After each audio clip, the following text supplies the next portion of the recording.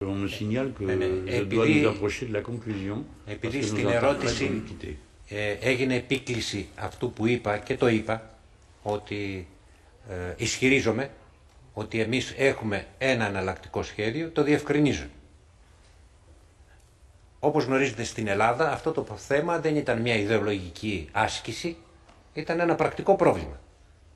Απέναντι λοιπόν σε αυτή την ήττα, την υποχώρηση της ελληνικής κυβέρνησης υπό την απειλή της άτακτης χρεοκοπίας και ότι δεν υπάρχουν εναλλακτικές λύσεις, προβάλαμε εναλλακτική πρόταση που νομίζουμε ότι απαντάει στο ελληνικό πρόβλημα.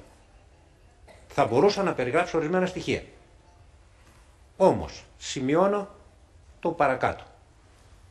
Μετέχουμε σε μια συζήτηση, γιατί το πρόβλημα της εναλλακτικής πολιτικής λύσης είναι ένα πανευρωπαϊκό πρόβλημα, αφορά όλη την Ευρώπη και βεβαίως αφορά όλη την Ευρώπη και όλες τις δυνάμεις με θετικό προοδευτικό πρόστιμο.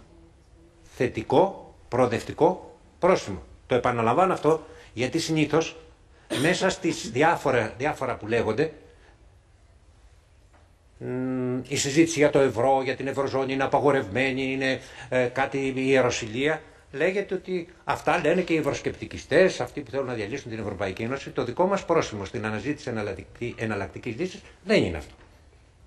Έχουμε βεβαίως τη μάχη και σε εθνικό επίπεδο, αλλά είναι σε πανευρωπαϊκό και έχει προοδευτικό πρόσωπο. Επομένως, μετέχουμε σε μια τέτοια συζήτηση, σε μια τέτοια διαδικασία, όπου ο καθένας θα καταθέσει τη γνώση του, την εμπειρία του, θα προσθέσει, θα δώσει την ευκαιρία να συζητούν ορισμένα πράγματα, να γίνει πιο κατανοητό ποιο είναι το σημερινό ευρωπαϊκό πλαίσιο και τι είναι αυτοί οι άνθρωποι που αναζητούν, με ο καθένας με την εμπειρία του της κάθε χώρας, εναλλακτική λύση και ελπίδα για τον ευρωπαϊκό λαό. Αυτό ήθελα να εξηγήσω.